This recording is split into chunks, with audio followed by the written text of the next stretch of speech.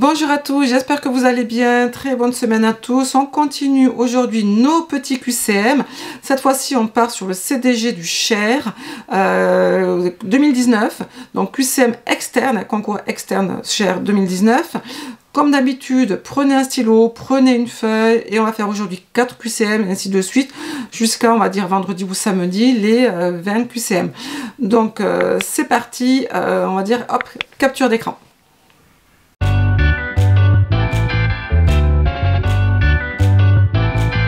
Donc c'est parti, on débute nos questions, hein, voyez, donc du coup CDG 18, année 2019. Alors, première question, l'ATSEM est un agent de l'éducation nationale, la fonction publique d'État, la fonction publique territoriale, la fonction publique hospitalière. Donc je vous laisse comme d'habitude 30 secondes à peu près, n'hésitez pas si vous avez besoin, on va dire, de plus de temps, de mettre pause sur la vidéo, hein, comme ça vous la reprendrez après, et après on fait la correction.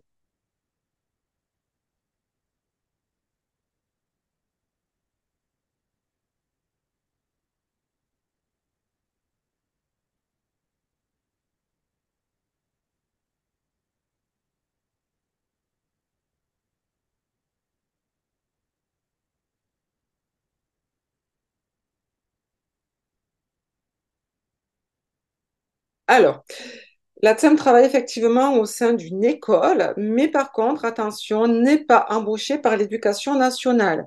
Donc, réponse A, non, voilà, ce n'est pas l'éducation nationale qui l'embauche. La TSEM, par contre, est embauchée, effectivement, fait partie d'une carrière fonction publique. Voilà, mais laquelle? Donc, fonction publique d'État, c'est, attention, l'administration centrale. C'est les universités, c'est tout ce qui est administratif, mais centralisé. Donc là, non. Territorial, par contre, effectivement, c'est toutes les communes, les départements. Là, oui. Ça, là, oui. Donc, bon, je suppose que vous le savez, vous avez tous, je pense, hein, bien répondu. Voilà. Hospitalière, non, c'est milieu médical. Donc là, c'était, on va dire, C. Réponse C. On n'a pas effectivement regardé les points, en fait. Est-ce qu'il nous donnait le nombre de points? Non, apparemment, là, il ne nous donnait pas le nombre de points. Donc, on va partir, imaginons, on va partir sur un point. Donc, ceux qui ont répondu, un point. Question 2. Quelles sont parmi ces affirmations celles qui sont justes? La TSEM est chargée d'aider l'enseignant dans la mise en place des activités pédagogiques. En cas de difficulté avec l'enseignant, la TSEM peut en parler avec le ou la directrice de l'école. L'enseignante peut demander à la TSEM d'accompagner seule une partie de la classe à la bibliothèque municipale. L'enseignante peut demander à la TSEM de soigner les petites blessures qui ont lieu sur un temps de classe. Pareil, je vous laisse quelques temps pour réfléchir et on corrige.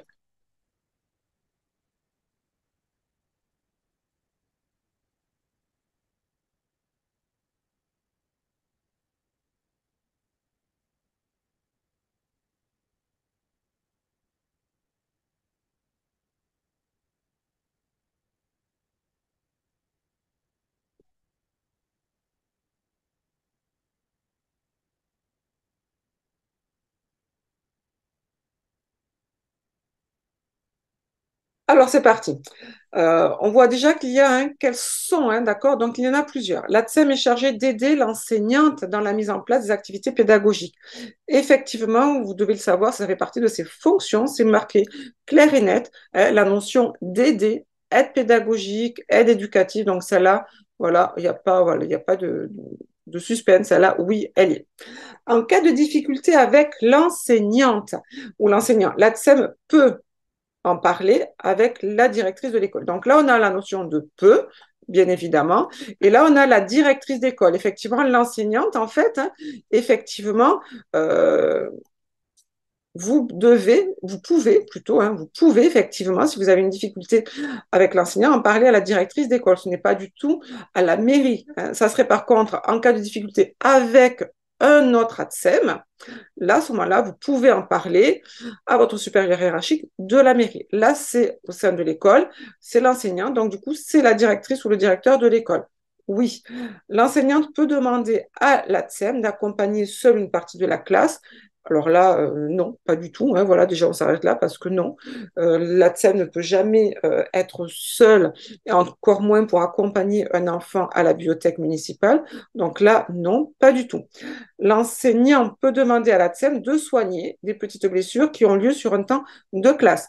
Là, pareil, hein, on a la notion de peut demander, oui, des petites blessures soignées. Il n'y a pas de notion, on vous demande pas là, il n'y a pas cette notion de médicament ou quoi, ou de soigner. Ça peut être juste mettre un petit pansement, nettoyer une petite plaie avec de l'eau et du savon, bien évidemment. Donc, en tout cas, vous avez notamment envoyé petite blessure.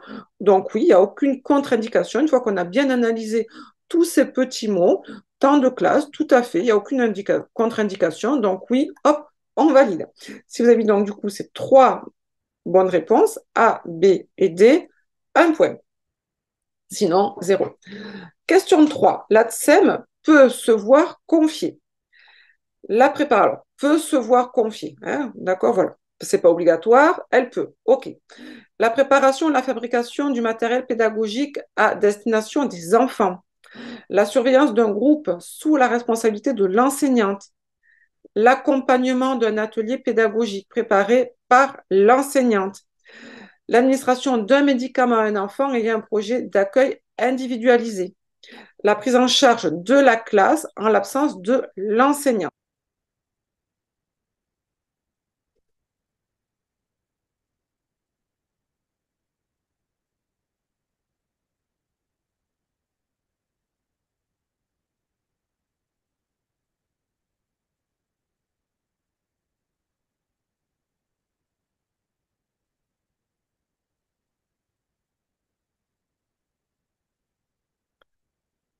Alors, si on regarde bien, la préparation ou la fabrication de matériel pédagogique. Préparation, fabrication, d'accord? Préparation, fabrication de matériel pédagogique. Oui, tout à fait, hein, ça fait partie également de votre aide à l'accompagnement pédagogique là qu'on avait là, hein, d'accord?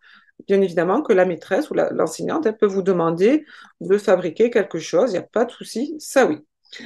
La surveillance d'un groupe sous la responsabilité de l'enseignante. On est bien dans la TSEM peut se voir confier, hein, d'accord? Si besoin, n'hésitez pas à relire la question qui vous est demandée.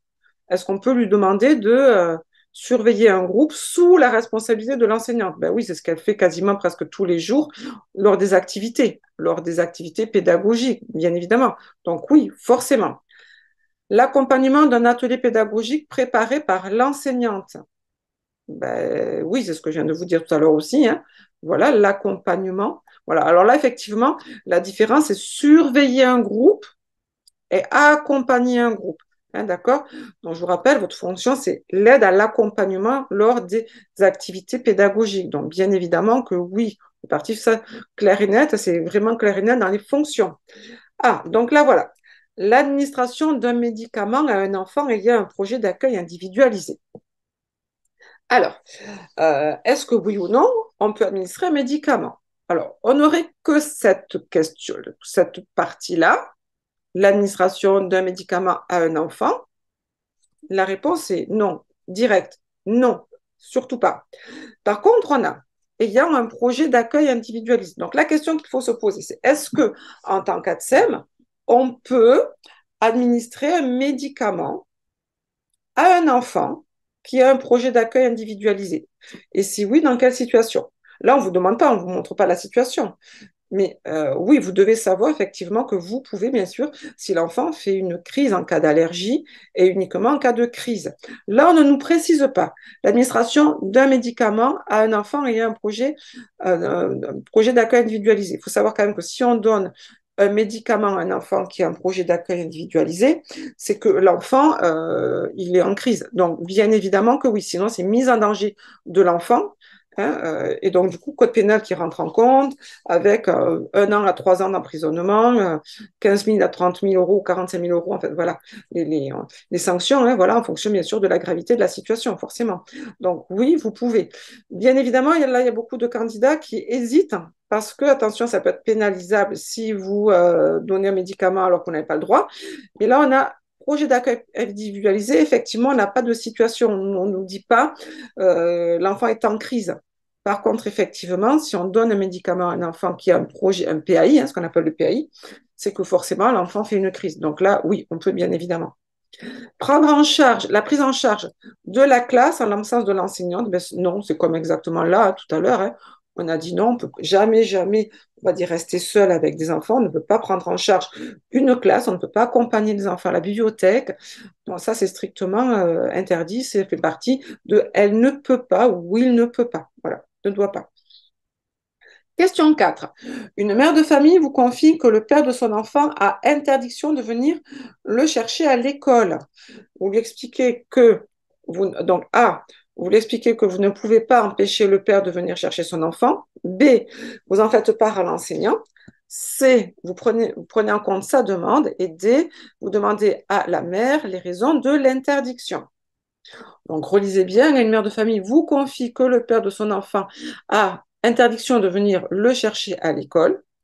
On ne sait pas quand est-ce qu'on vous l'a confié, hein, voilà. Donc là, est-ce qu'on est en temps périscolaire, lors de la garderie, est-ce qu'on est en temps scolaire? On ne sait pas. Voilà. Donc voilà les 4 possibilités. Donc je vous laisse réfléchir et on corrige.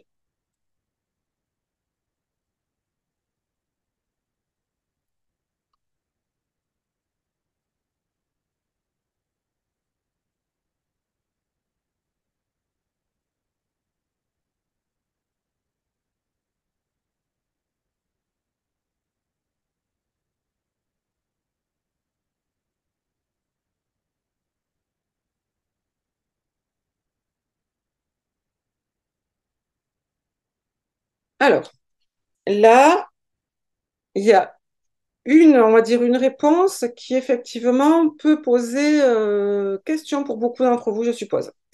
C'est la A. Première réponse, la A. Vous lui expliquez que vous ne pouvez pas empêcher le père de venir chercher son enfant. Alors, il y a du oui et du non. Oui, pourquoi? Parce qu'effectivement, tant qu'il n'y a pas, on va dire, de justificatif juridique, hein, voilà, ça fait partie, si vous voulez, ben, des droits du père. Hein. Le père a tout à fait le droit de venir chercher son enfant tant qu'il n'y a pas, on va dire, d'interdiction juridique. Donc là, voilà, c'est pas possible. Par contre, attention, est-ce que c'est à vous de lui dire ça ou est-ce que c'est à quelqu'un d'autre de le lui dire? C'est-à-dire que là, effectivement, tout à l'heure, je vous ai dit, on ne sait pas où est-ce qu'on est. On ne sait pas si on est en temps scolaire ou en temps périscolaire. Deux possibilités. Si on est en temps périscolaire, est-ce que pouvez, donc du coup, l'enseignante n'est pas là, est-ce que vous pouvez lui expliquer ça, en fait, lui expliquer que ben non, c'est pas possible parce que tant que je n'ai pas de preuve juridique, voilà. Ou est-ce que c'est au responsable périscolaire? Attention, vous êtes censé, en principe, hein, dans la notion vous êtes censé avoir un responsable du périscolaire, responsable de l'animation et ainsi de suite. Je sais que certaines petites communes n'en ont pas parce que pour des questions budgétaires. Mais en principe, il est censé avoir un responsable du périscolaire. Donc, du coup, c'est le responsable du périscolaire à, on va dire, expliquer hein, que ce n'est pas possible tant qu'il n'y a pas, voilà. Donc là, ça, ce n'est pas vous. Vous en faites part à l'enseignant? Oui, bien sûr. Hein, là, il faut en faire part à l'enseignant. Ou alors, il faut, en principe, hein, conseiller cette maman d'aller expliquer justement à l'enseignant. Mais par contre, on n'avait pas cette solution. Vous prenez en compte sa demande, c'est pas possible, puisque ce n'est pas à vous, je répète, à prendre en compte cette demande et enregistrer cette demande, c'est pas à vous. Et vous demandez à la maman les raisons de l'interdiction. Là encore moins, ça ne vous regarde pas. C'est voilà. Donc, on va dire, les 3 possibilités les 3 autres réponses n'étaient pas bonnes. Donc, du coup, il nous restait que celle-là. Vous en faites part à l'enseignante, même si effectivement, il aurait été quand même plus judicieux de dire je propose à cette maman ou je demande à cette maman d'aller voir l'enseignante et de s'adresser à cette enseignante. Voilà.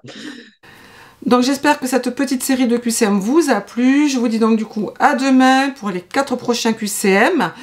N'hésitez pas à vous abonner si ce n'est pas encore fait. Et à demain, prenez soin de vous.